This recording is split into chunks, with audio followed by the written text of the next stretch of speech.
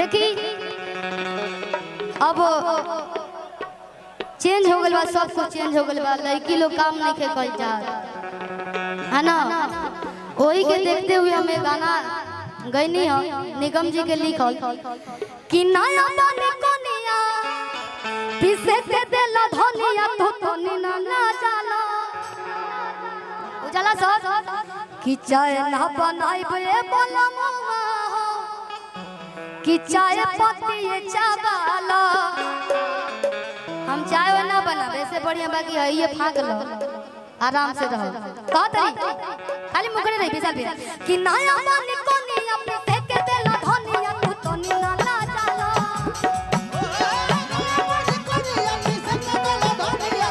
Hello hello अरे नया बने कोनिया पिसे के देला धनिया तो तनी ना जाला।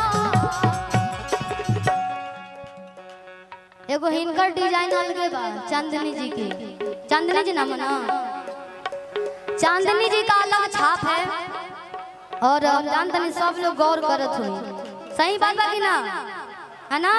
एक नंबर देखिए ये घोंघरे निकला था। रोशनी चांद से होती है सितारों से नहीं, या रोशनी दोस्ती चांदनी से होती है हजारों से नहीं। का तरीका कि नया बने कोनिया पे के देला धनिया तो तनी ना जाला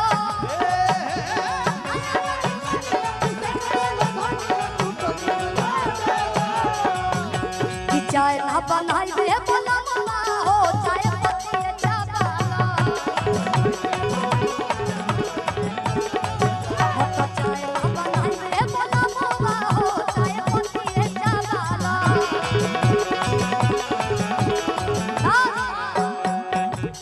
बस बस खाली मुकरा और हम जानते नहीं कि टाइम थोड़ा सा ज्यादा ले लिए।